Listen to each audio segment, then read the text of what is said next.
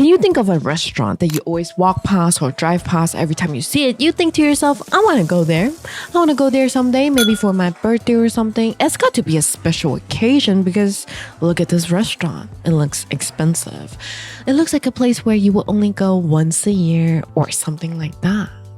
If you have that on your list, you need to listen to this story because that is exactly how our story today starts. Two women deciding to go to this one restaurant to celebrate their birthdays. They don't know each other. One woman can afford to come here on a regular basis. She can have lunch and dinner in this place on the same day.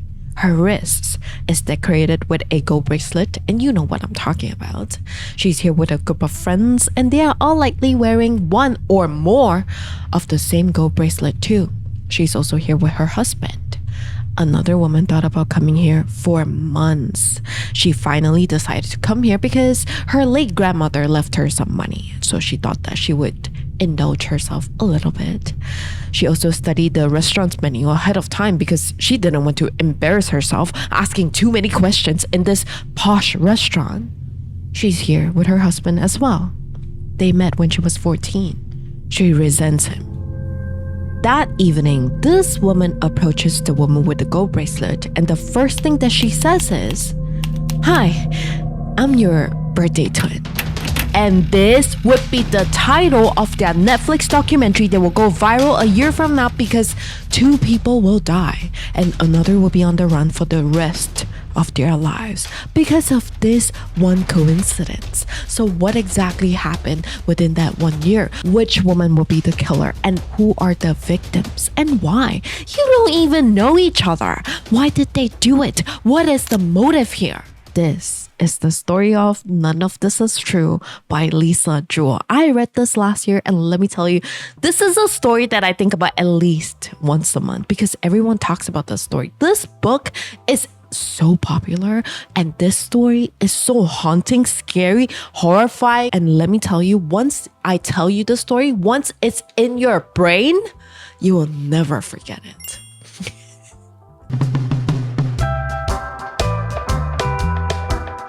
Welcome to Midnight Library, I guess. I'm your host, Midori. This is a place for you to enjoy a good story or a horrifying one while you go about your day or, keep you company while you get your chores done. Or maybe you just want to relax and indulge in a disturbing story. Girl, let me tell you, I was really contemplating on whether I should make this story time or not because there are some parts in this story where I just had to stop reading because it's genuinely...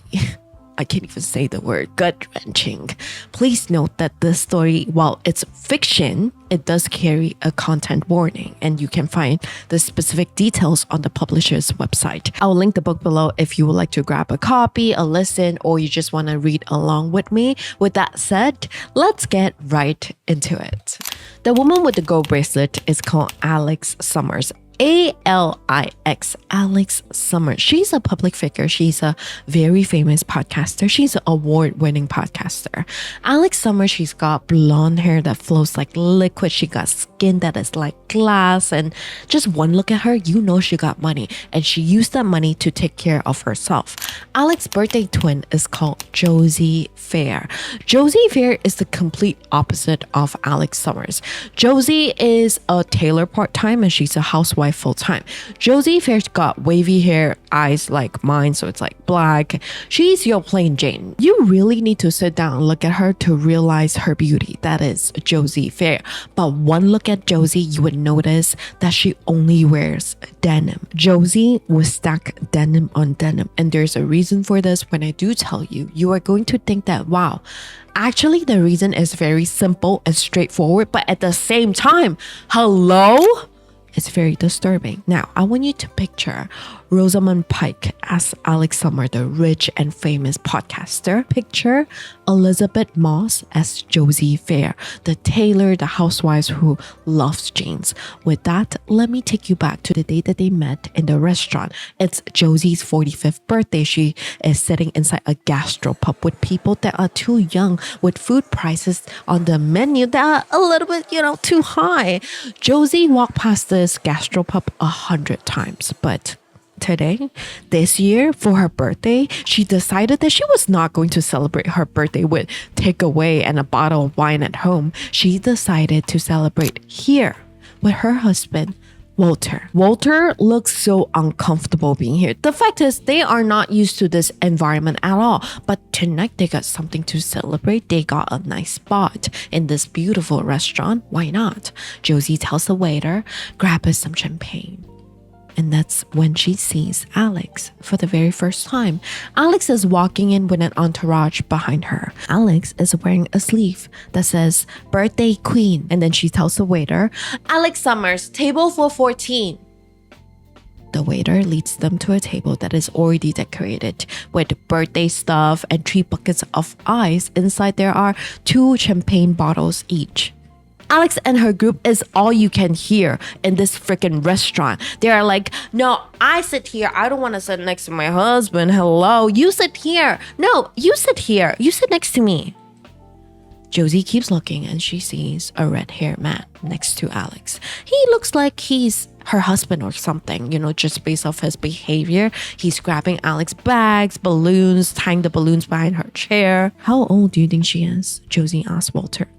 Christ. I don't know. It's hard to tell these days. Early 40s maybe. Josie can't help but just stare at Alix and her friends. Look at Alix.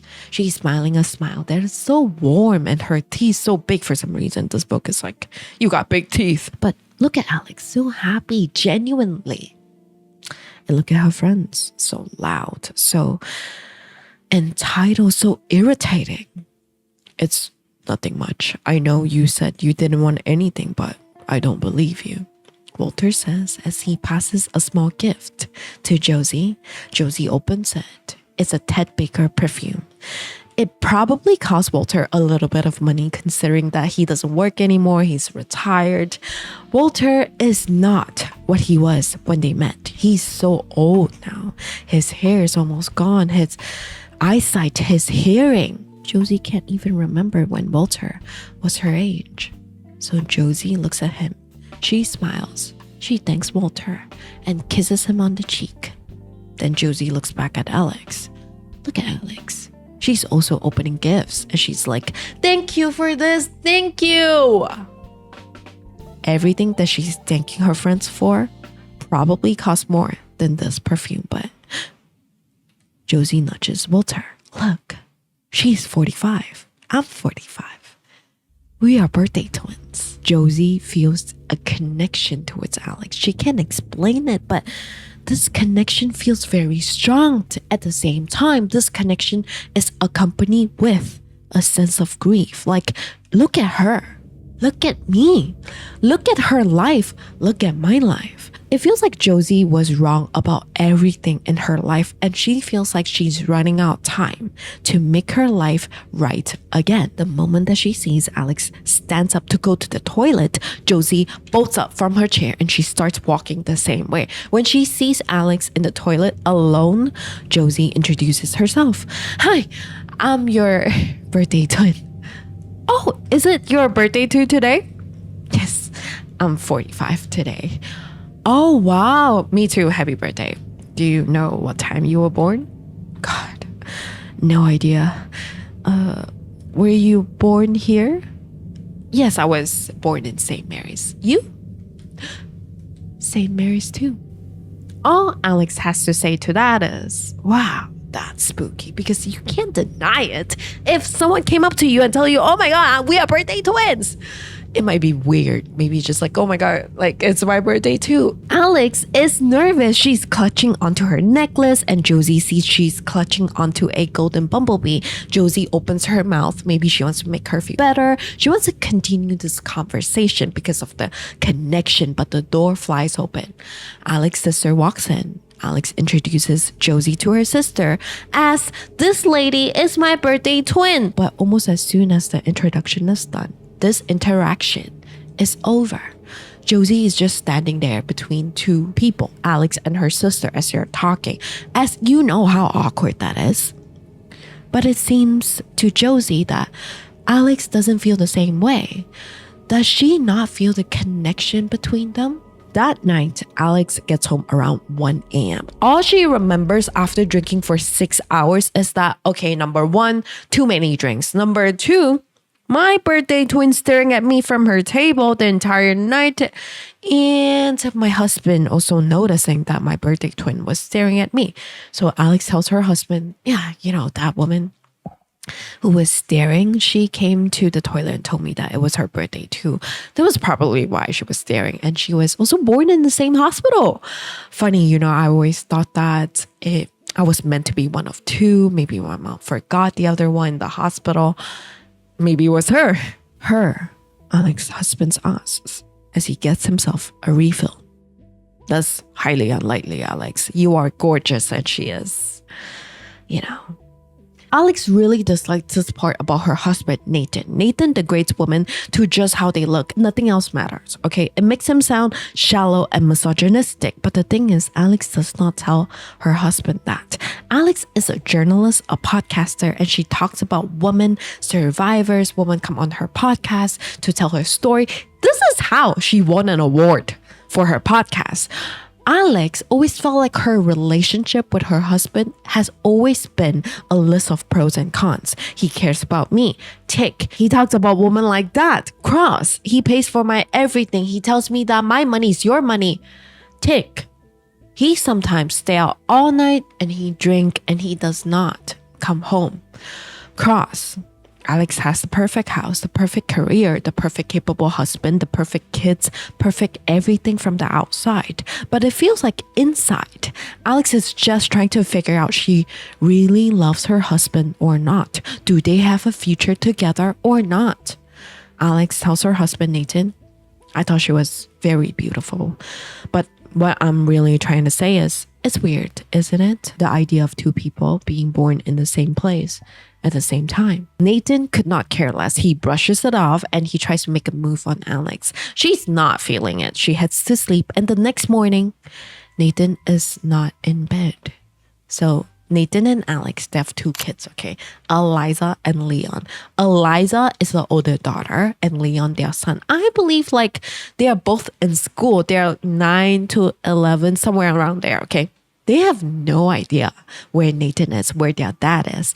And Alix doesn't do anything because this is not the first time that he had done this. So she just waits at home and she thinks about her birthday twin. Alix is not the only one who has been thinking about her birthday twin. Josie has been thinking about Alix nonstop since last night. She even dreamt about Alix. In her dream, Alix asked Josie to join her at her table in the same pub. The pub is empty. It's just Alix and Josie. And Alix tells Josie in her dream, I need you. Then Josie jolts awake because it's the bus. It's always the freaking bus. Josie and Walter live right in front of a bus stop, and at least one bus stops every few minutes, and every time they're here, it's loud, it's smelly, it's chaotic. She hates it. Josie looks at the time. It's 8 in the morning. She pulls open her denim curtains and she looks out at the buses. Look at these people. They don't even know that I'm staring at them. They don't even know that I'm spying on them. Then she turns to look at her dog. Morning, Fred. Fred is a Pomchi. Fred is Josie's dog. Josie really loves this dog. Walter never wanted anything to do with this dog. He never wanted a dog. So this Fred dog Pomchi is Josie's full responsibility. When she leaves the room with Fred, Walter is sitting in the dining room with his computer right in front of him. I believe they live in a Victorian London house is what they call it. I'm going to put a photo. So in one of the windows, you're going to see an old man, side profile in front. He would always be staring at his computer. It's always the case. You're always going to see that in Josie's and Walter's house.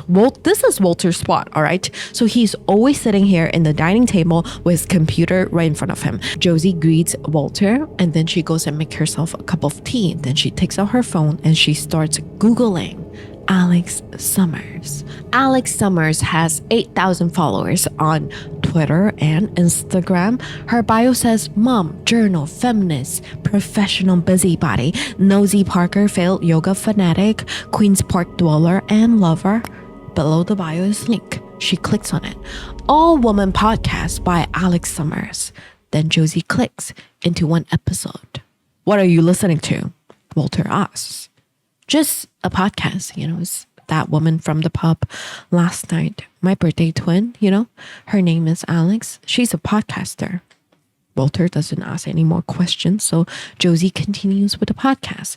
This podcast is going to change Josie's life. She will be on the news a year from now because of this podcast. Is she going to die? You're going to have to find out. This podcast is about a very successful woman who owns a global beauty empire. She's the founder of one of the biggest anti-DV charity in the UK. In the podcast, she starts talking about how her husband controlled her from what she ate to everything that she wore. Her husband died when she was in her 30s, but before he died, he did horrendous things to her. Turn her kids against her, turn her friends against her. This woman tells Alix her life felt so small already when he was alive, but her husband took what was left of it and squeezed every last drop of her. And when her husband died, she finally realized that all along people were waiting for her to leave this relationship. They were waiting to pick her up and take her with them to somewhere else, away from her husband, away from all the horrendous things that happened to her. And Alix asks this woman, I hope it doesn't sound like a harsh thing to say, but if your husband had not passed, what do you think might have been your path? Do you think that you would be where you are now? Do you think that in a way your success was maybe some kind of destiny at play? Do you think that was only the tragic passing of your husband that allowed you to follow this path? This woman compliments Alix's questions. She tells Alix that she had been thinking a lot about this too. She thinks that she had wanted to leave him for a really long time, to start this empire long ago, but she was waiting. She was waiting for her children to grow up. But if she had waited any longer, her life would turn out very differently. This woman says, as awful as it sounds, death is a clean break. I would not be where I am now at this very moment had he lived. Josie pauses the podcast. This is all she needs to hear. Death is a clean break.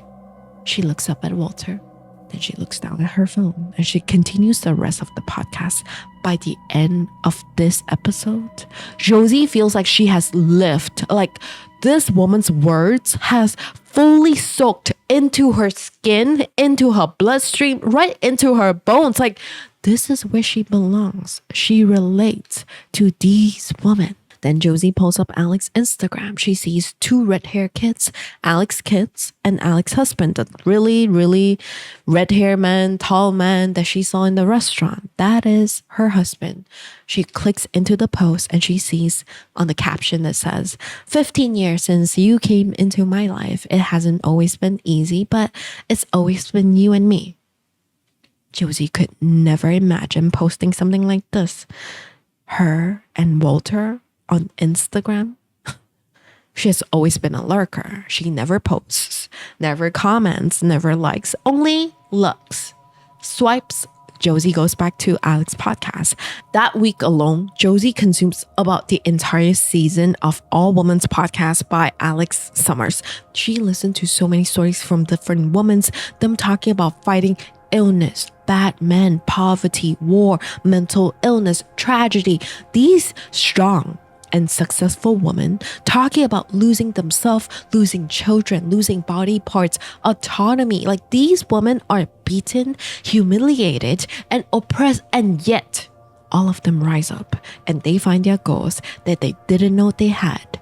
And Josie thinks back to Alix. Just imagine being able to be around these women and get them to tell you their stories. Josie assumes that Alix must also be a self-made woman too. Alix must also be a captain of her life. And Josie starts fantasizing about meeting Alix again. It's one thing to lurk, another to seek information, and another to seek information, lurk, and tries to bump into someone. Okay, Josie keeps checking Alix's socials because she doesn't really post until one afternoon. Josie sees Alix's new post. It's one of Alix's oldest daughter, Eliza. We know that. She just turned 11. But wait, Josie zooms in. She sees the school logo. Josie's 2 kids went to the same school. It's been years, since they graduated. But still, look at this. Alex's kids is going to that school. This to Josie is like the universe trying to give her reasons and signs to reunite with Alix again. And she thinks back to the days when her kids went to the same school, and she tries to picture Alix in her position, waiting for her kids to leave school, paying for a school trip in that cashier in school. Born on the same day, in the same hospital, celebrated the same birthday in the same pub at the same time. And now, their kids went or go to the same school. What is Josie going to do about this? You're gonna have to wait and see. For now, let's go back to Alix. It's about a week or so after Alex's birthday, after seeing Josie. A week since her husband drank and slept in a hotel and not come home. A day since her husband also drank and slept somewhere else. Alix is really rethinking her marriage with Nathan. What the hell is she going to do with this, with the future of that marriage if he keeps doing this? But then again, Alix doesn't tell Nathan about it. She doesn't communicate. She just tries to be okay with everything. That morning, everyone in the family, they're getting ready for work. The kids are getting ready for school. Nathan is heading out to work, and Alix is always the one to bring the kids to school. As Alix is walking the kids to school, she's on the phone and she's thinking to herself, what am I going to talk about next? Season 2 of All Women's Podcast is launching next week. But what after?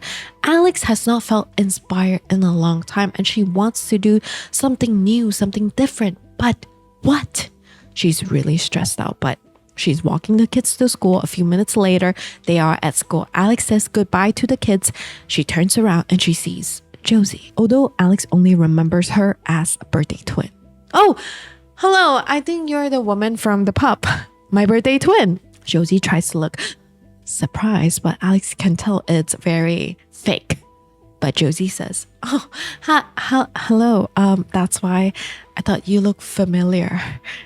Do you have children here? No. Well, at least not anymore. They did come here long ago. They are 21 and 23 now. I have 2 kids, Roxy and Aaron. And Alix asks if Roxy and Aaron are still staying with Josie. Josie says Aaron does. The oldest, she's a little bit of a recluse. Roxy left when she was 16. Alix is like, wow, 16? Then Roxy must be really capable. She introduces herself. I'm Alix, by the way. Josie, and this is Fred. Alix looks at the dog. She loves dogs, all right. But when she looks up again, Josie is just staring at Alix.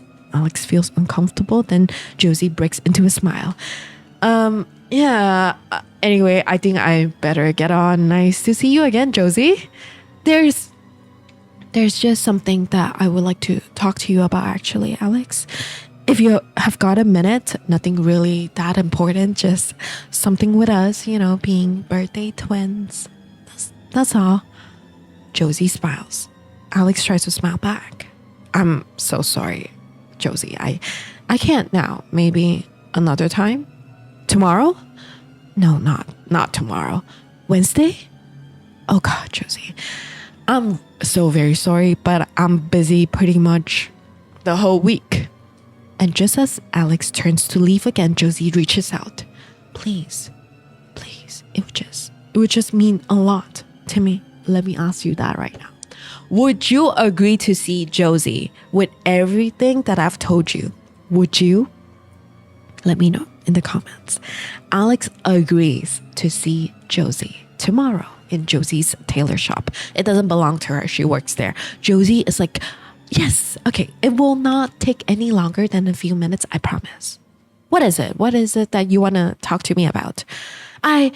I'll tell you tomorrow. If you got anything that you need altering, just bring it. I can give you a 20% discount. I'll see you tomorrow. Now, let me tell you Josie's routine. She spends morning at home. She works around late afternoon. She gets home before dinner, and then she makes dinner. Then it's bedtime. The day after meeting Alix at school, Josie gets home and she sees Walter sitting at the dining table in the exact spot, staring at the laptop. They say hi, small talk, how was your day and stuff.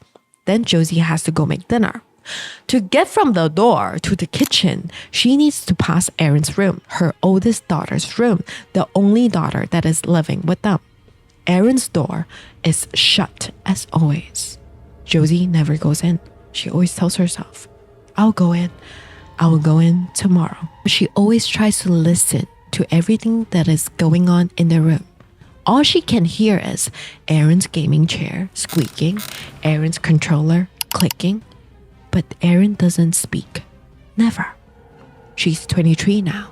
They got her that gaming chair when she was 16. It's barely held together by duct tapes now. For some reason, Josie just can't go in. She can't face Erin. She always tells herself, not now, maybe tomorrow. Then Josie would always think of the smell, the stench, the mess behind this door with her daughter inside of it. She can't face it. So all she does is she rests her hand on Erin's door and she walks away. But every time she thinks about Erin, she thinks about Roxy, their youngest, who ran away when she was 16 years old. And now there's something new to the mix. She thinks about Erin, then she thinks about Roxy, then she thinks about Alix's red-haired kids. Josie thinks, they probably smell so clean, so much like children. You know, young children don't exude smell. It happens later. The scalpy hair, the smelly armpits, the cheesy feet. But now they're still children. Sweet children. Josie sighs. Then she walks to the kitchen and she starts making dinner. Meatball pasta for her and Walter. 6 jars of 7 months baby food in a bowl for Erin. It's blended meat and vegetables, no peas. Erin doesn't like peas. Erin likes her food warm. Josie always microwaves. Just nice, not hot, warm. Josie then puts that bowl in a tray, a spoon next to it, and then she goes to the fridge. She takes some ice cream, mousse. She puts that in a bowl with another spoon. And she carries this tray to Erin's room. She doesn't go in, she doesn't knock, she just leaves it outside Erin's room on the floor because Josie knows a few hours from now the tray will be in this exact spot, but it will be empty. During Josie's and Walter's dinner time, Walter complains like, oh my god, the food is so spicy. Then he chugs, a glass of water. Josie laughs, looking at him. It's like a normal couple, right? Just keep that in mind.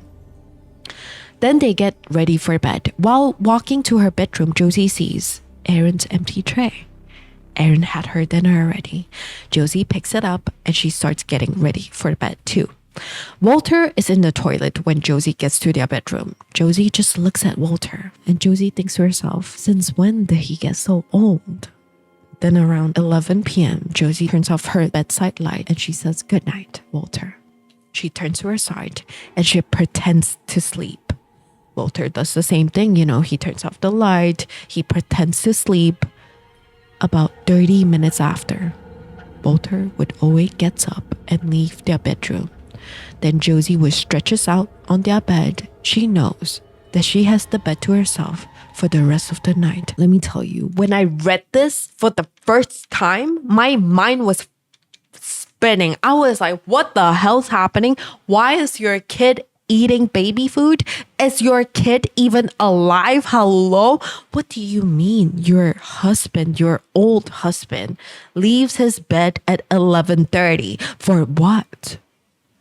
We're gonna find out the truth, all right? Stay with me if you can. I understand, okay? Tomorrow comes and so it happens. Alix meets Josie at her workplace in the tailor shop. Josie has been working here for almost 10 years, since she was 35, I believe. This was her first job. Before this job, Josie always made clothes for the girls, so it made sense.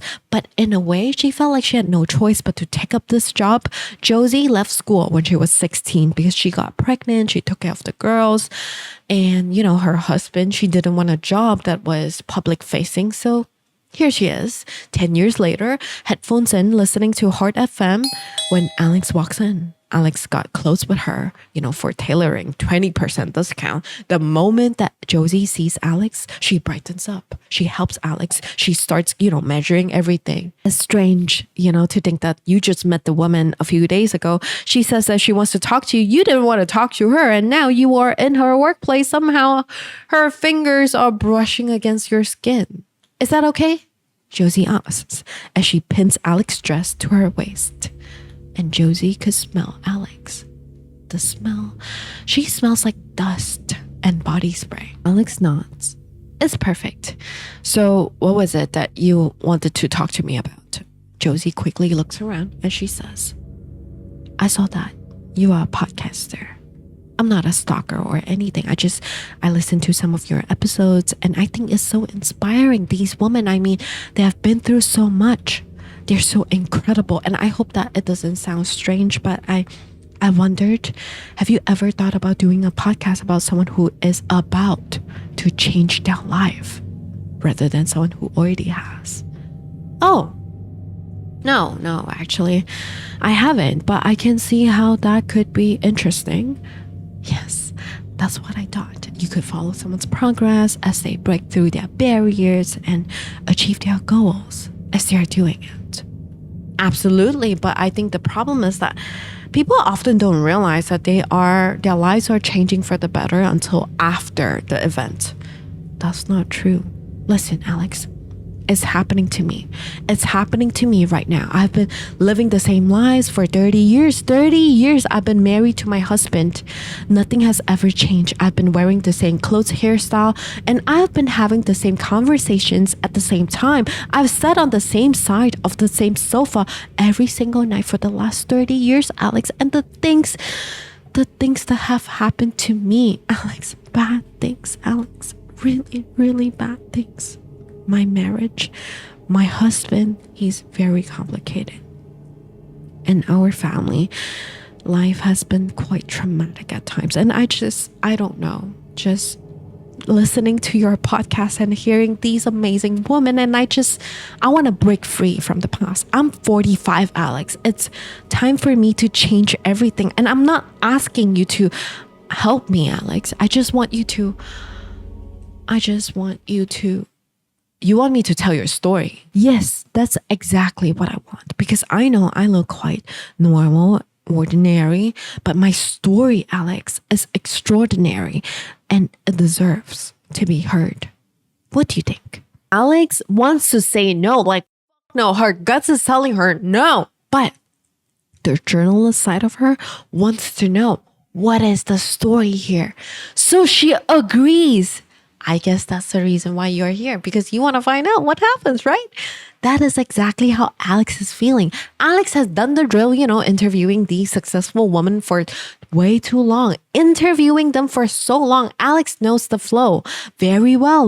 You're going to talk about your journey and then you're going to give me some advice. It's noble, but at the same time, she's low-key bored of doing all these interviews. Josie is offering something different to Alix. And so she agrees. And the next day they meet up to just sort of get through the, brief, sort of like that. And so Josie and Alix, they meet up again tomorrow. Tomorrow comes, Josie is getting ready. She puts on a little bit of makeup. She doesn't usually wear makeup, but it's not every day that you meet a famous podcaster who will tell your story, right? She grabs her favorite denim dress. She puts it on. She grabs her favorite denim shoes. She puts it on. She looks in the mirror. Now she's happy. She's ready to head out. She tells Walter, I'm gonna go walk the dog. Josie's not planning to tell her husband anything about the podcast. And you have to wonder why. If you are doing something so remarkable, wouldn't you tell your family? Okay. Now, Walter doesn't know anything, so he just says, yeah, I'll see you soon. And just before Josie leaves the house again, she stands in front of Aaron's door. Then there's that question. Why does she just stand there and not go inside? Josie's thinking, I could open the door just a crack to catch a glimpse of my daughter. But she doesn't. She doesn't have the stomach for it right now. Is your daughter even alive, Josie? What is happening here? Josie tells herself, not now. Maybe later. and she leaves the house to see Alix at a coffee shop with Fred, her pomchi, okay? Alix is excited, but she doesn't know how this is going to play out. A story has a build-up, climax, and resolve. This, she's not sure, but she's excited. So she tells Josie that this series is going to be very different. It's going to be something new. And this series is going to be based off Josie only. So they will do the podcast in Alix's house, in her studio, and they will also visit some places like Josie's childhood home, school, and things like that. They will record everything, but Josie, at the end of the day, will have the final green light on whether or not they can air this podcast. And Alix tells Josie that she is planning to name this podcast series, Hi, I'm Your Birthday Twin, because that is the first thing that Josie told her. Josie, hearing everything, she's getting lightheaded. She is so excited because this is everything that she has ever wanted. She agrees to everything. Okay, right now, I'm going to tell you more about Walter and Josie's relationship. Like, right now, you're going to find out exactly why she's not telling Walter everything. It's going to get really, really dark, and I hope that you're okay because on Josie's and Alix's first recording session, it happens at Alix's home studio. This home studio is like full-blown podcast studio, okay? Hollywood style. It's a gift from Nathan. He went all out for her to, to celebrate her all-woman series. She's an award-winning podcaster. That is Nathan. This studio is Nathan. He's generous, affectionate, he is caring, and sometimes he makes Alix feels like she wants to freaking die.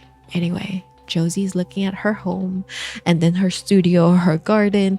She's so very impressed. She tells Alix, everything at home belongs to my husband. I only have my denim curtains. He didn't want anything on the wall, so there's nothing on the wall. I do sometimes wonder what our home would look like if I could decorate it myself, besides my denim curtains. My home is ugly. Alix, of course, she has nothing to say to that. Alix makes Josie a cup of coffee with her Nespresso machine, and they start recording. Alix starts introducing the audience like, this is the series that we are doing, and here's Josie, our star of this series. Then she asks Josie, what do you remember, from your mom, from the day that you were born? Josie blinks. She has nothing to say for a while. Then she says, well, nothing much, just that it hurt and she was never going to do it again. So, no siblings? No, just me. What about you? Oh, am I allowed to ask you questions? Yes, of course. And yeah, I'm one of 3 girls. I'm the middle. And tell me about your mom, Pat. Is she still around? Yes, she lives on the same estate where I was born. She runs the community center. She looks after old people. She shouts at politicians and she works with anti-gang units. My mom is larger than life, louder than life. Everyone knows her. It's like she's famous or something. What about your father? Oh, he was never in the picture. My mom got pregnant by accident and had me without telling him. I never met him. Wait, so the day that we met, you were in the pub with a man, and that was my husband. Yes, not my father. And no, you are not the first person to make that mistake. My husband, Walter, is a lot older than me. I've been with him since I was 15. 15. And he was 42. 42! I'm shocked every single time I get through this part. Josie tells Alix that the age gap didn't feel like an age gap then. She felt like at that time, she had the power in their relationship, like how Josie has something that Walter or men like Walter wanted badly, and Josie had it. But now she looks back at everything. She was being used by Walter. Maybe she was even being G-worded too. Josie misses the control. She wants it back. Josie and Walter met when she was 13. He was 40. He was a contractor doing electrics in Josie's mom's home estate. On her 14th birthday, Josie's mom thought that it would be a good idea to invite him for a slice of cake. Josie was sitting next to her friend Helen. Then Walter took a seat right next to Josie, and that is when Josie felt it. Walter's interest in her. Nobody saw Walter's interest in Josie but Josie. And Josie was scared of his attraction towards her, and she became obsessed with the idea of Walter. That is what Josie tells the podcast. Now, because this series with Josie is recorded and aired a year later, we're going to jump between two timelines. So a year before and a year later. A lot happened within that 1 year. A lot of people are interviewed after two people died and one started running for the rest of their lives. We're going to stay in the timeline of when Alix and Josie are doing the interview most of the time. But for a short while, we're going to jump to the future. So 1 year later. Right now, fast forward to 1 year later, during the premiere of Hi, I'm Your Birthday Twin on Netflix, an interview with a woman appears, and her name is Helen Lloyd, Josie Fair's school friend. Josie and I were best friends, yeah. She was always a little bit odd, controlling. She didn't like it when I had other friends. She always wanted to make things about her. We had already started to grow apart when she met Walter. He was an old man. From her 14th birthday, she just went to this other world with an old man. And yeah, he definitely G-worded her. As bad as it sounds, as weird as it sounds, it was a two-way street, you know? She wanted him, and she made him want her. Guys, reminder, this is a work of fiction, okay? I am so disturbed right now. There's no chance that you could ever excuse 40 with a 15-year-old. Never, never. 14 with a 13-year-old, never. Like, there's no way a 13-year-old could make a 40-year-old. There's no way a 13-year-old could make me want them. You are 13. You are literally an infant to me, okay? Anyway, I'm really sorry for the tangent, but just remember that right now. I'm sure you have your own opinion on that, okay? Back to a year before when Alix and Josie are doing the interview. Now, after the first episode, after recording the first episode, Josie is walking home alone with her dog, and she's trying to remember Alix's home in her head. A London Victorian terrace home from the outside, but the inside is a magazine house, ink blue walls with golden lights, and a kitchen so big and so beautiful with stone gray cabinets with creamy marble counters. Then from the outside of the house, there's a garden, fairy lights, winding path, and Alix's cats. A Siberian, a tiny fluffy little thing with green eyes. Then Josie reaches for her bag and she touches something. An Nespresso pod from Alix's coffee counter. Josie does not have a Nespresso machine at home, but Josie just wanted to own a little bit of Alix's glamour. She wants it with her. When she gets home, she takes it out and she puts it deep inside her underwear drawer at the very, very back. And just before she leaves for work, she brushes Erin's door with her fingertips and she kisses her fingertips. Again, fast forward to 1 year later, during the premiere of the podcast, another interviewee comes on the screen. His name says Josie Fair, Walter Fair's son. The last time I saw my dad, I guess I was about 10 years old. He left my mom for a teenager, and my mom was so disgusted that she emigrated us out of the country. The interviewer asks, and that teenager was? Josie Fair. Yes. And he starts crying. Back to the past, a year before, when Alix and Josie are doing their interview. After their first recording session, Alix is listening to the podcast and she's like, I cannot believe what Josie just told me today. Oh my goodness. Alix takes out her phone and she wants to text Josie. I think Alix feels like Josie just let her into that life, like that part of her life, and she feels like maybe if I were to ever open up to someone, it could be with Josie. Because Josie, Nathan doesn't know her. Their friends don't know her. This is the only person that Alix knows. Maybe she could open up to Josie one day about Nathan not coming home and all that. Alix starts typing a message to Josie. She says, "It was lovely talking to you earlier. Thank you for opening up and thank you so much for your time. I just listened to our recording and I would really like to continue with the project. If you're happy to do so, maybe next time we could visit your mom's estate. What do you think?"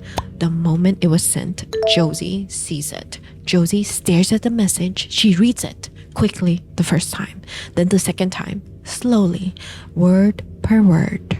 "It was lovely talking to you." Then she thinks about her mom's estate, bringing someone like Alix to her mom, telling her mom like someone like Alix is curious about Josie and not her. Josie could almost feel her body's flush with that excitement, but she doesn't say yes to Alix, not yet. She quits the message app and instead of replying Alix, she starts browsing and Googling Alix Summers. And she starts swiping through photos of Alix. Then she checks Alix Facebook, then Twitter, then Instagram, then Alix podcast reviews. She starts reading other reviews. And then she looks at photos of Alix receiving awards for the podcast.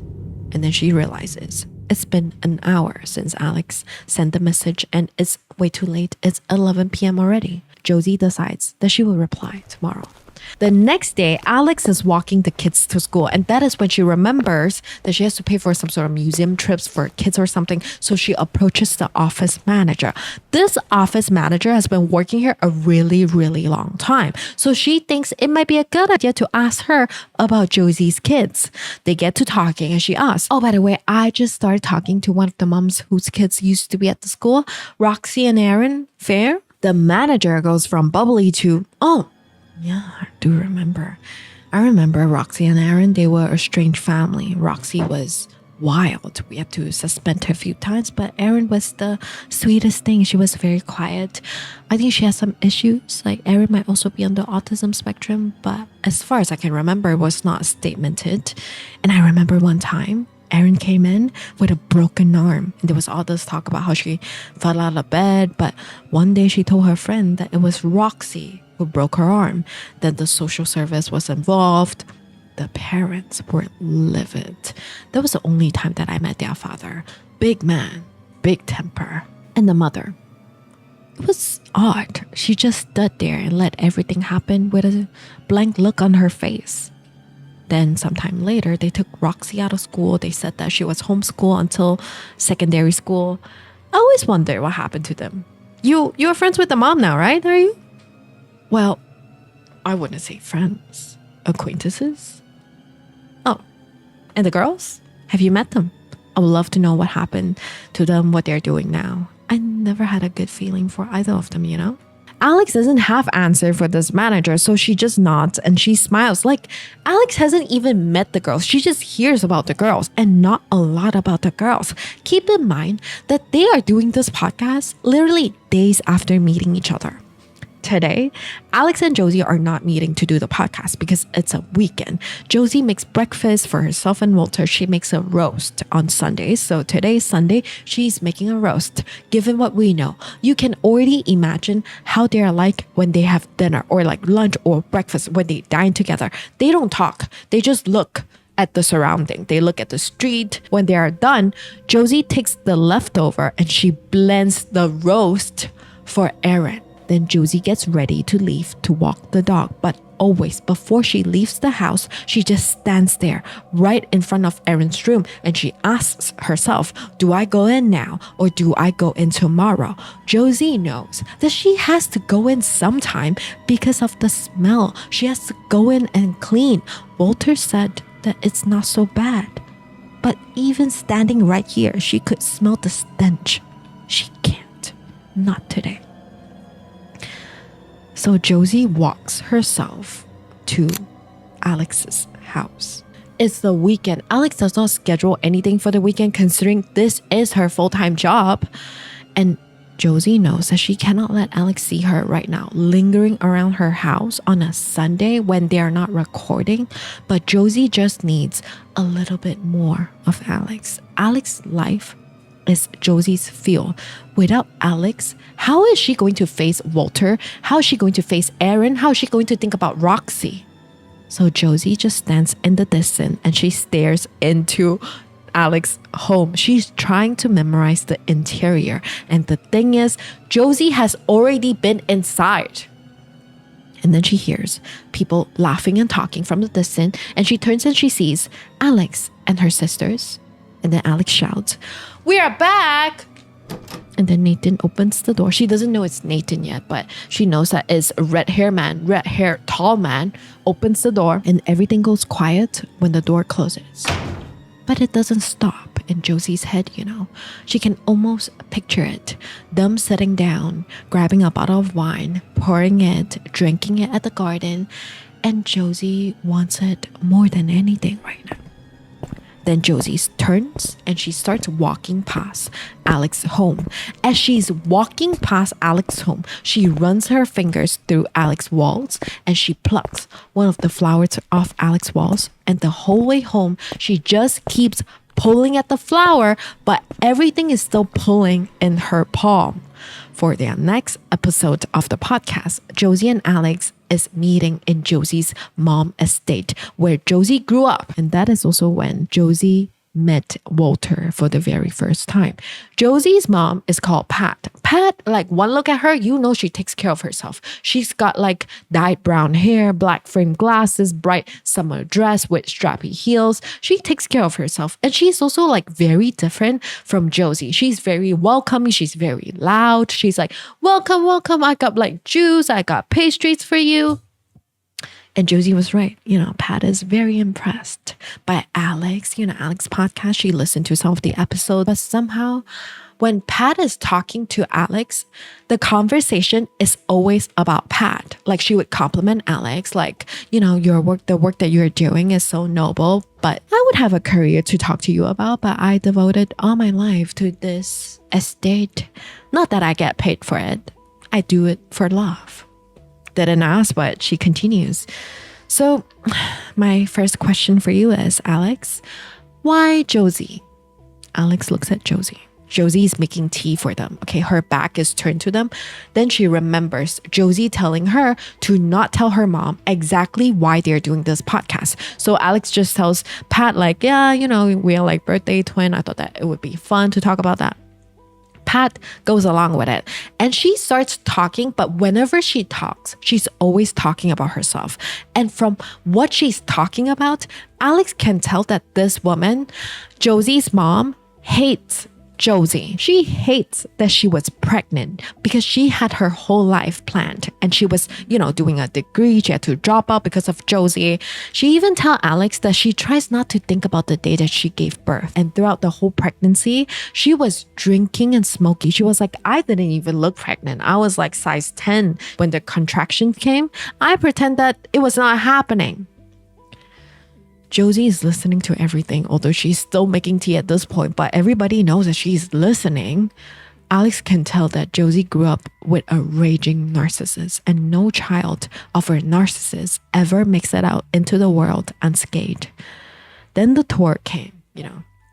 Josie and Pat thought that it would be a good idea to give Alix a tour of the place, specifically where Josie met Walter for the very first time, which is at the front door. Josie, when she was 13, she opened the door and she saw Walter for the first time at this front door. She was looking up at Walter. He was 40 years old. Then Josie points back at the dining table. That was where she had her 14th birthday cake and Walter was sitting right next to her. Josie smiles. Pat is right next to her. Alix asks Pat, did you know what was happening that day on Josie's 14th birthday? No. Of course not. I mean, come on. He was older than me. Pat looks so angry. Trust me, this is not even done. You don't even know why she's mad about this. Her daughter dating a PDF is more than that. There's more to this, and you're going to find out at the very end of this. You're going to get a really, really big clue. The next day, Josie speed walks to Alix's home. It's like she was dreaming about getting here last night, woke up, and she's like, oh my God, I need to get here ASAP. She basically ran here. And the moment the door opens, Her excitement is almost out the door, all right? Red hair husband Nathan opens the freaking door, not Alix. Nathan is working from home today, either today or this week or something like that. But he's doing this because, he had not come home for a few days and he thought that this would show Alix that he wants to be home or something. He's trying. Right now, Josie stares at Nathan and she's like, he's so ugly. Like, how did you even get a wife like Alix? Look at you. Then Alix pops up and they go to the studio. They start. How are you, Josie? You seem a bit stressed yesterday. Yes. Yes, I was stressed. My mom always makes me feel like that. I know from the outside, she seems like a decent person, but she's not what she seems at all. She was a terrible mother. Alix, a really, really terrible mother to me. And this is exactly what Alix wants to talk about in this episode. To talk about Pat is to talk about Walter. Because disgustingly, Walter is so closely related to Pat and Josie's childhood. All right. So Josie starts. We are, at my 15th birthday. By that point, Walter and I were sort of friends. He would always talk to me, waved at me, and he would always say something nice to me. The day that I turned 15, he gave me a present. He gave me a bracelet. Look, this one. Josie shows Alix the bracelet. You're still wearing it. Wow, Alix says. Well, why wouldn't I? We're still together. I still remember on my 15th birthday, my friends took me to a park after school and Helen really wanted me to kiss this one boy. I didn't want to. Boys were so disgusting, honestly. This one boy had been drinking cider and his breath was rancid and he came towards me and I still remember I got up and I left.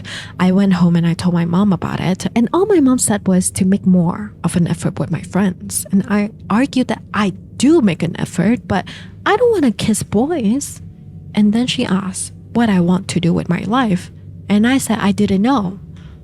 Pat knew exactly what she wanted to do. So she tells a 15-year-old Josie that she wanted to take over the world when she was 15. Now, what do you want to do? And Josie knew that her mom blamed her for everything in her life. So Josie stormed out and she went to Walter's cabin.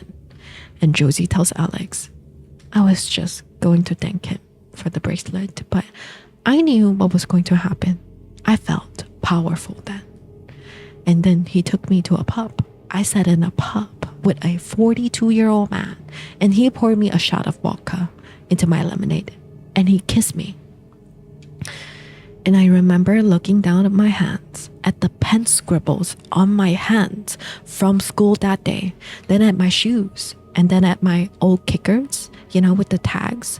And I thought to myself, I'm jumping, I'm going, I'm leaving this world and I'm entering another. It was almost as if I knew, even then, that there was no way back. That once I had befriended the monster, that was it, for life. When their session finishes, as soon as Alix sends Josie off, as soon as she closes the door, Alix's head is spinning because she tried during the podcast, she tried to keep her composure and everything, but it dawned on her fully right now that Josie married a PDF. She's thinking about this as she's tidying up the office. She can't stop thinking about this even when she's doing number 1 in the toilet. And then when she's about to wash her hand, she realizes the soap is gone. The entire jar of soap is gone. Her hand wash is missing. She's looking left and right, up, and she asked Nathan if he took it. And he's like, no, maybe your weird friend took it. And she hates it. Why do you have to say that? Alix says, it's probably the kids, maybe it will turn out sometime. But why would your kid take your hand wash? Come on. So where's the hand wash? At around 1 p.m, when Josie gets home, Josie takes out Alix's hand wash from her bag and puts it into her underwear drawer next to the Nespresso pot. Remember? She took it because it smells like Alix. It's such a pretty bottle too. And it's almost like with this, Josie has the courage to face Aaron again. At least this time to go inside her room. So she walks up to Aaron's door. She puts her ear up to it and Josie can hear Aaron's gaming chair and her controller clicking and the muffled sound from headphones. and she can smell the stench from her room. She can't keep pushing this away. So she opens the door, and this time, just a little bit, a crack, Aaron. She opens it a little bit wider and she sees Aaron's profile. It's pale and bony. She looks at Aaron and she starts thinking about Alex's kitchen with those children drawings on it. Then she remembers Aaron's room. When Roxy was here, there was 2 pink beds, a white closet, and a chest full of dolls and toys. At night, you would hear 2 girls laughing together. Josie decides that she cannot do it today. Not now. So she shuts the door. Then come the weekend. It's a Saturday.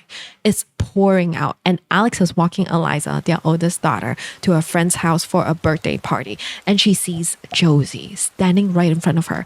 Like she almost didn't notice her because it's pouring, but she saw the denim shoes, the denim jacket, the belt, the denim printed umbrella with a palm tree that looks like Fred in her hand. Josie! Alix, what a surprise!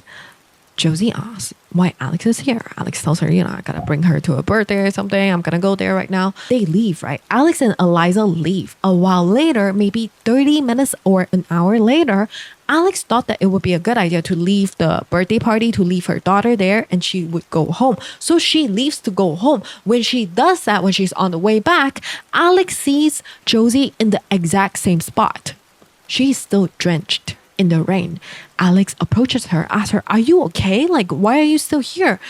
Josie looks up and she looks like she's about to cry, and she says doing the podcast made her feel a lot of things, like a lot of things that she had tried not to remember. And then she saw Alix and Eliza, and it just made her feel like she can't find the word. And the lady is obviously not okay. So Alix says, like, it's okay. I understand, let's go to a coffee shop. So they start walking. But as soon as Alix orders the coffee or tea, she turns around. Josie's gone. "You're drenched," Walter says when he sees Josie at home. Then the dog walks to the sofa and looks longingly at the sofa. The dog wants to be next to Walter. Walter does not want him anywhere close, saying, "You stink." No, Josie hates it when Walter does that to Fred. So she changes into clean clothes and she carries Fred and she sits in the sofa with him. She looks at the TV because Walter is watching football. She hates football. She has always watched football, with Walter at one point. Maybe she liked it, maybe, because maybe she didn't, but she wanted to do everything for Walter. She wanted to please Walter. Josie wanted to be the person that he thought that she was. She wanted to be his dream come true. How do you be a PDF dream come true? It's that dream should die. No. Josie left the cafe earlier because she thought that she saw her youngest daughter, Roxy. That's why she ran out of the cafe as soon as possible with Fred. For years, there was no sign of Roxy. Did Josie imagine it? Was Roxy really there? Was that just a memory of not seeing her for 5 years?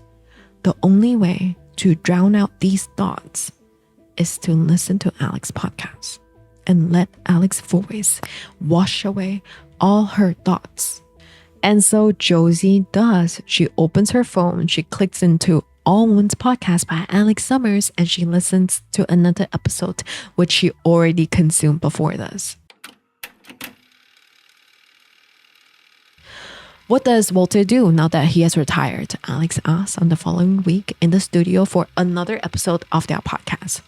Not a lot. He's quite happy, just being at home, reading the news on his laptop, watching sports, and emailing family. What family is he emailing? Oh, he has 2 sons. They are in their 30s now. They live in Canada. Their mom moved them there when they were younger, 10 and 12 when they left. It's very sad. But Walter's ex-wife would not let him see either of them, I guess. She was just really unhappy about what happened with me. Alix wants Josie to talk more about this. And she would always ask Josie permission. Like, can you continue? Like, do you mind to elaborate? Like, is this something that you're comfortable with? And this is why Josie's here. She wants to tell everything. Turns out Josie didn't know Walter was married when they got together. Only a few years later, she found out that Walter has been married the entire time. Okay, here's the timeline. They met when she was 13 and then they got together after she was past 15.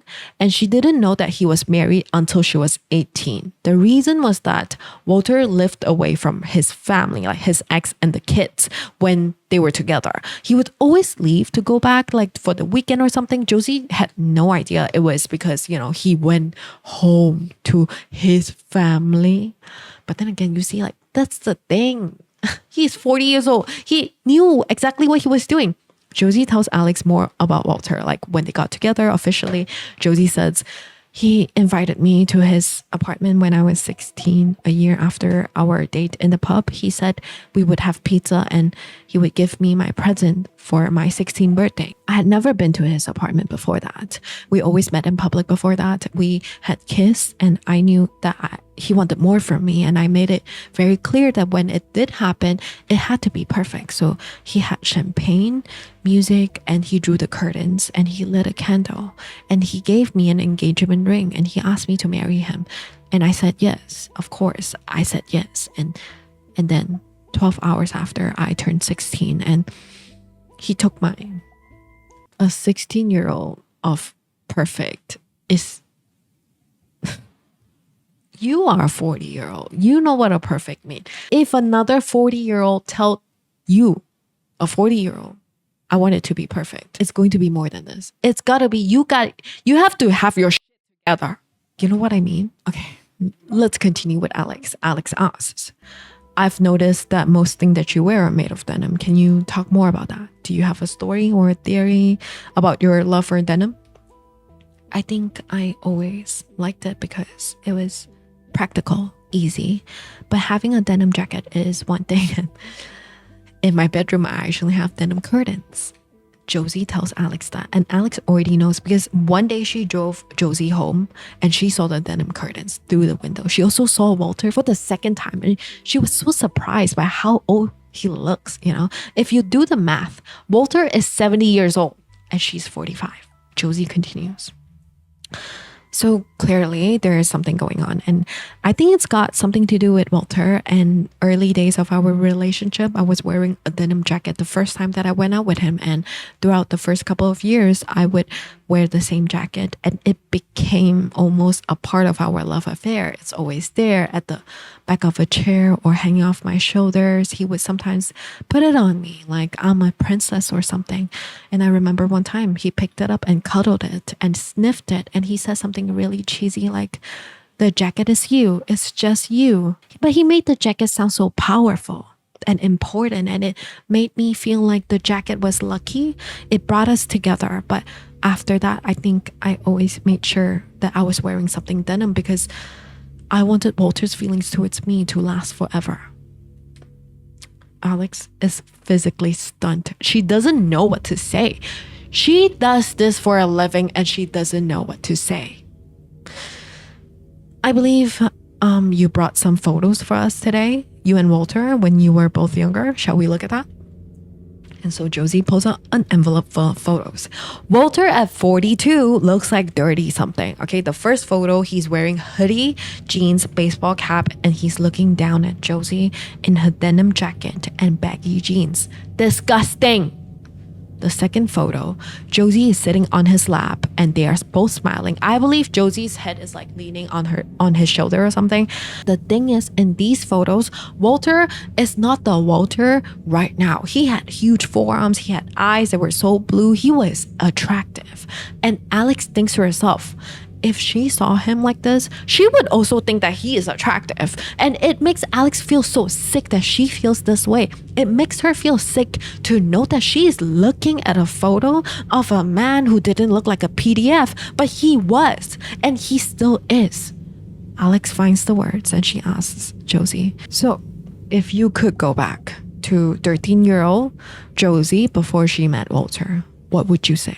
Josie doesn't know what to say. She thinks that being with Walter is part of the making of her life. After meeting Walter, giving birth to 2 girls, Josie tells Alix, being with Walter all these years meant having something real when other girls my age were running around being fake and ridiculous and searching for things. But I do wonder, quite a lot, especially now that the girls are grown and I'm middle-aged and Walter is getting old. I wonder what was it all for? I wonder what else might have been. And actually, all things considered, I would probably tell 13-year-old me to run for the hills and not look back. After the recording, Josie and Alix, they get to talking a little bit, and Alix feels like she can open up to Josie, considering Josie is very transparent about her story, telling Josie maybe it would be a good idea to tell Josie about her problem with Nathan. You know, it's very different from telling her friends, her sister, or anything like that. Her friends, they know Nathan. Her sister, they would judge her and tell her, you need to fix your marriage. So she tells Josie that Nathan had not been coming home and it's a problem. And the first thing that Josie asks is, does he cheat on you? Alix tells Josie, no, like he would never, like Nathan is not capable of that. But this question will linger in Alex's mind because remember, he stayed at a hotel in a friend's place instead of coming home using a cab or something like that. But for now, Josie asked Alix to go shopping together. She got some money and she wants to change the way that she looks. So they start walking to a boutique.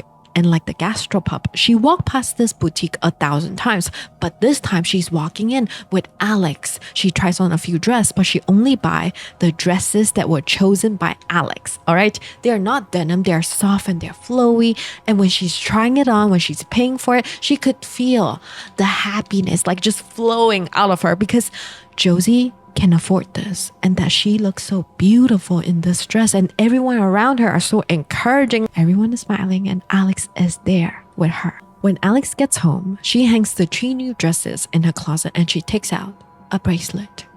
She grabbed it earlier. It was sitting on Alix's console table by the front door. It's gold with little tiny diamonds on it. She brings it to her lips. She kisses it. Then she keeps it in her underwear drawer. She takes out her phone and she clicks on Pinterest and she sees a meme that says, a weak man can't love a strong woman. He won't know what to do with her. And she WhatsApp Alix the meme with a string of heart emojis and a bicep emojis. Alix sees the message and she's like, why did Josie send me this? Like she has no idea why. So she just thumbs up. Okay. By the way, Nathan, have you seen my bracelet? The one that you bought me for my birthday? No. Wasn't it by the front door? By the console table? Yeah. That's what I thought. Again, Alix doesn't think too much about it. She thinks like it would just turn up sometime. Maybe she forgot. Maybe the kids are playing with it. I feel like, right, if you keep losing shit and you have had the same person coming over, you sort of need to just like ask that person, have you been taking my stuff? But truly, I think that Alix knows, but she's in denial. Nobody in this world knows how deep she is in this project besides her and Josie. Alix is not telling Nathan this because she wants this project to be something that is hers in this relationship. Like she doesn't want Nathan to feel like if it goes wrong, then he was right. That, you know, your friend was weird. Why did you do a project with her anyway? But I don't think that Nathan is that sort of husband to be like, oh, you know, I make more money than you, so I'm better than you and you should listen to me. But it's just like, him not coming home and him acting, not communicating, just made her feel very distant from him. And so she wants this to be hers. Does it make sense? Okay. But anyway, Alix just hopes that sometime the bracelet would turn out somewhere later. All right. The next day, Josie shows up in front of Alix's house and they are not recording today. Alix looks at her and she looks so different. Josie looks so different without wearing anything denim. Alix is like, okay, maybe I got it wrong or something, but I'm not busy, so come in. We can record today. You look great. Josie asks, no, Nathan? No, he almost never works from home. Everything okay between you and Nathan, you know, with what you told me yesterday? Alix is regretting telling Josie anything yesterday. Like, come on. I told you that not for you to always bring it up. But Alix doesn't say that. She says, we haven't really talked about it. It's shitty, you know, Alix, you deserve better. We are 45. We can do better. We have to do better. Do you love him?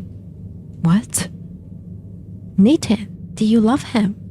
Well, yes, of course I love him. Because you see, Alix, I've been thinking a lot about love lately. What is love? What is love for? I'm 45 and I don't know what love is. People talk about love like it's something real, like something you can touch.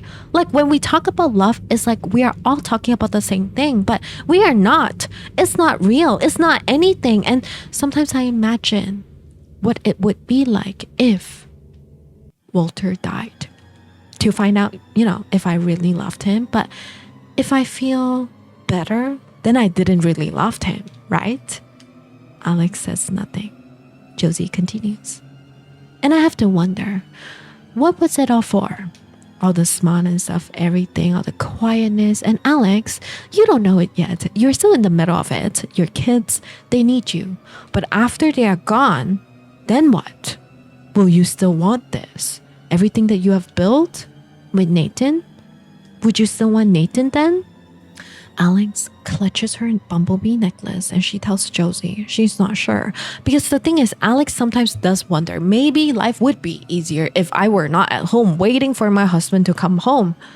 Alix, when you think about Nathan dying, how does it make you feel really, like inside?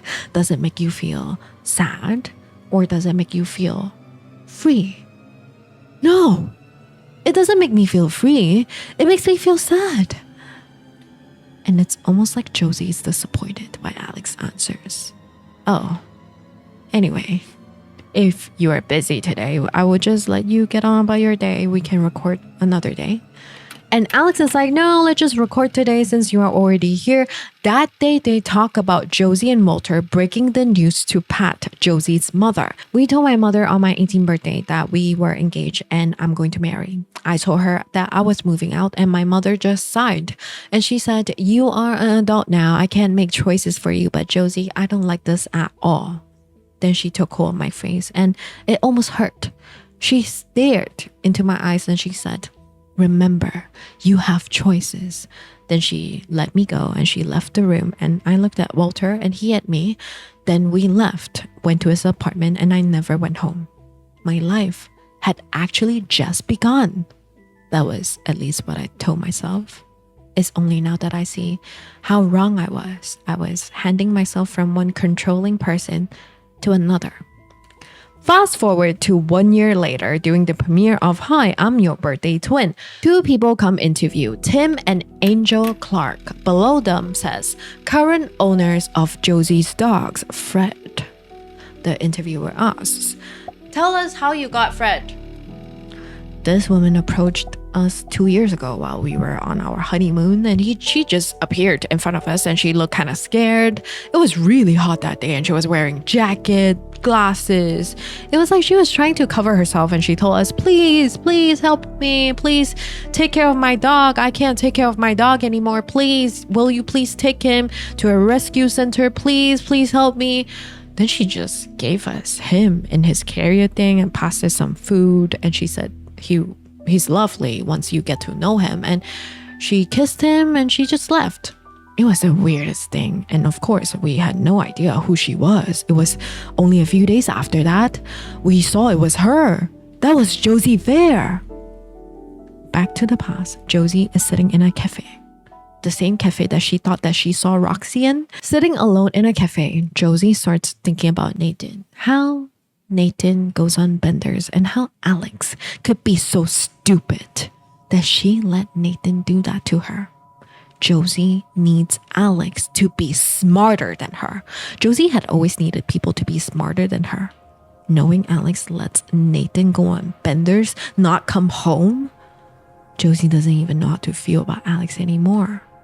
And now, she doesn't know how to feel about Walter too. And then Josie remembers Roxy, their youngest, not seeing Roxy for 5 years. And she starts panicking, remembering what happened to Roxy, what happened 5 years ago. And then her hand goes to her pocket and takes out a teaspoon. It's from Alix Studios. And she starts caressing it. And slowly it calms her breathing. And she checks around her surrounding. When nobody's looking, she brings the teaspoon to her lips and she kisses it. About an hour after she gets home. Never see you anymore, Walter says.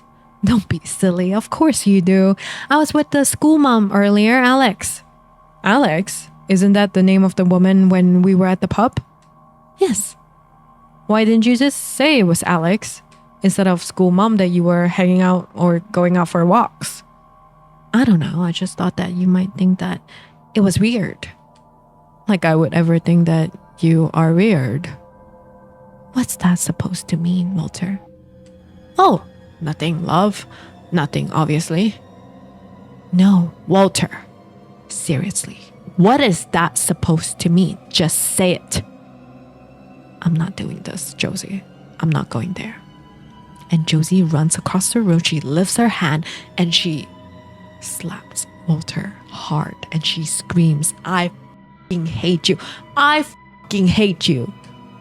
She only stopped when she could hear the echoes of her own voice off the walls. Walter touches his face and he blinks. Then he puts his glasses back on, turns back to his computer like nothing happened. A few days later, Alix invites Josie and Walter to their dinner. When Nathan hears it, he's like, Jesus Christ, are you sure? Because your friend is weird, you know that? He married someone who is 70 plus, but he agrees. Anything Alix wants, he will support, okay? Josie is super excited. Josie is the most excited person in this dinner that is not even happening. It's 2 days before and Josie is imagining everything, how the dinner would go. It's playing like a movie in her head when she's working. She is picturing Alix's children running around in pajamas, Nathan annoying, but you know, maybe he would play some good music and them talking, laughing, having wine, food, and then next to her, Walter. Walter with his old man teeth, monotone, and his defeated air around him. And herself, Josie. She had been the same since she was 13, 14, 15, a young mom, and now a middle-aged woman in a flat. She's still the same girl when she was 13. Nothing has ever changed. But this podcast, doing this with Alix, is going to change her life. This version of Josie is louder, bigger, harsher, older than this Josie. And that Josie is ready to tell the truth.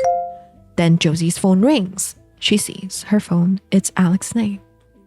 And she knows something good is finally going to happen to Josie. She clicks open the message and Alix texted, "Can you bring over photos of the girls? Would love to see what they look like. See you then." How is Josie going to talk about the girls to Alix? But she looks up. She sees a reflection of herself off the windows and she doesn't see a girl. She sees a half-finished portrait of a queenly woman. She's ready to tell the truth. The night before their dinner, they have another recording. Josie is showing Roxy and Aaron to Alix. She's like, yeah, in this photo, I was sending them to school for the very first time. I was crying. And then she remembers how the teachers were saying that Aaron had global development delay. She didn't agree with it. She thinks that Aaron is just a bit lazy and passive. Then Roxy. Roxy was always the rebellious one. And then she touched the last photo that they took before Roxy left when she was 16 years old. Josie continues, Walter could not cope with them. He was always away and I liked it. I had never been alone before that, before the girls. I had to always wait for Walter to come home to get inside. I didn't even have a key to our flat. And then we had the girls and he was working always. It was just me and the girls. We were so happy and free. I let the girls be themselves. I give them room to breathe. But then Walter would get back on the weekends and everything would change, and not in a good way. Then the recording for the day stops. Walter would only come back for the weekends. Are you seeing a pattern here? The reason why Alix is inviting Josie and Walter to dinner is because she wants to talk to Walter herself, to get to know him, not to understand him, but it's just like, girl, you are releasing a series to diss on the guy. You might as well get to know the guy now, right? Josie and Walter is getting ready in their apartment. Walter has got a haircut, new clothes. Josie looks at him and she's happy, but she asks, do you ever think that you see her? You know, do you ever see someone on the street that sometimes think that is Roxy? Yeah, sometimes. Walter says, you know, I'm probably going to tell Alix about the girls. Walter snaps his head to look at Josie. What do you mean tell her? I'm going to tell her everything. What happened, what we did. Are you mad? Josie hates it when he talks to her like this. It's time, Walter. She will be able to help us. Help us? Fuck, Josie. She will be calling the fucking police. Good. Oh my God. Jesus Christ, Josie. You are actually going to tell her. You are mad. Genuinely. We have been through this, all of this. I thought we agreed. No. We didn't agree on anything. We need to do nothing, Josie. Hell. Walter stands up and he starts moving away. Josie pulls him by his arm. Walter turns and raises his arm and Josie flinches. He brings it back down. Josie tells him that she's going to tell Alix everything because she can't live like this. They are going to have to move on. I can't talk to you. You are insane. You are literally insane. I marry a nutter. And I married a fucking PDF.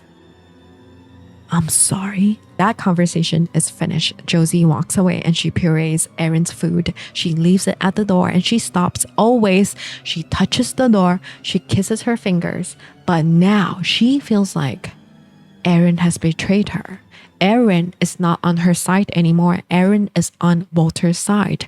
What the fuck happened in this family? At the dinner, Alix is alone. Nathan is late again. He is at his friend's house. They have been drinking. He's not home. So what's Erin up to tonight? Alix asks, trying to be a good host. Oh, she will just, she's just in gaming. She's always gaming. Walter says, she's a gamer. Yes, she's a hardcore gamer. Walter laughs. Alix wonders, why didn't Josie share this part about Erin with her? So you and Josie, that's an odd thing, isn't it? What do you mean? Alix asks. Your friendship.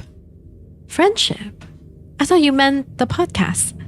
Podcast? What podcast? Josie says, oh, come on, Walter. I told you already. You might have mentioned that Alix was doing a podcast, but you didn't say that she was doing one about you.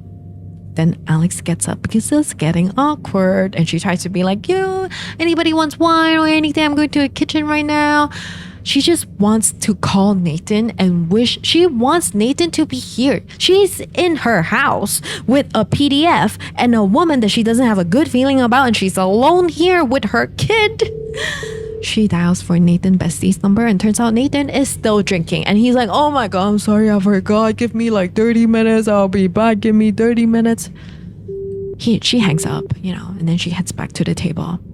I'm sorry, Alix. I heard Nathan. I think that's disgusting. Here you are, slaving over a nice dinner, a nice meal for him, and entertaining guests, and looking so nice. Who does he think he is? Josie tells Alix that.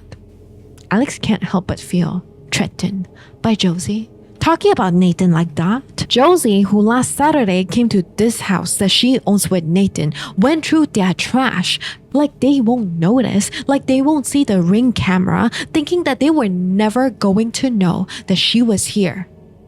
Josie, who showed her photos of her girls with those lifeless eyes.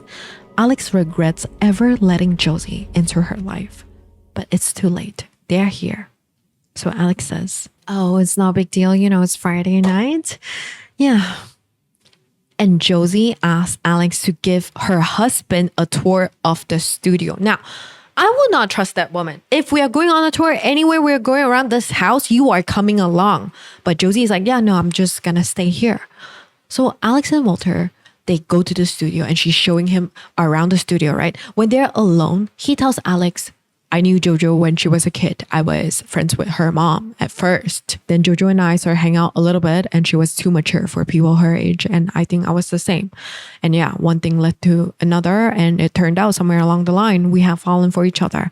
And I know that it looks weird from the outside, but it never felt weird to us ever. Not once. Alix keeps nodding because what the hell are you supposed to say to that?